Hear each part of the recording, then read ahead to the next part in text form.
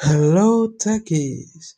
Alright, so this is a lab 30 and we're going to look at safe practices.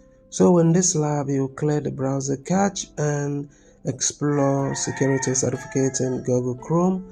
And then in Google Chrome, we want to select the kebab menu, then clear browsing data. Use the modal to clear. Alright, so let's start up. We want to go into Google Chrome, and on the right pane, we want to select the three dots and go to settings.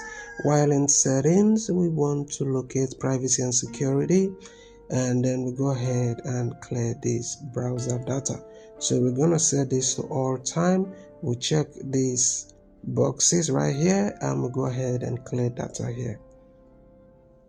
So that task has been done. So the next task is to navigate to a website and then select the button at the left pane. Alright, so let's look at the first question. Look at the certificate for rmksupplies.com. What is the common name?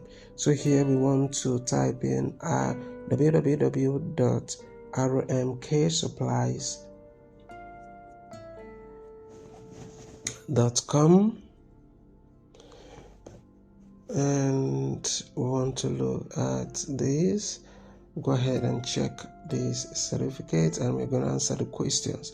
So this is going to be arrow 3. As you can see here, it's going to be arrow 3. We go ahead and click in arrow 3. So here we're going to look at the certificate for RMK Supplies. What is the name of the organization of certificate issuer? So here organization is Let's Encrypt, and visit www.extendedwarranty.com. Does the website have a valid security certificate? Alright, so we're going to minimize this and we'll go into, let's close this, and we'll go into the website given, which is www.extendedwarranty.com. Okay, so this is opened. Let's go ahead and answer the question. Okay, the question is mixed up. Okay, so this is going to be no. We'll go ahead and check our answers and everything is correct.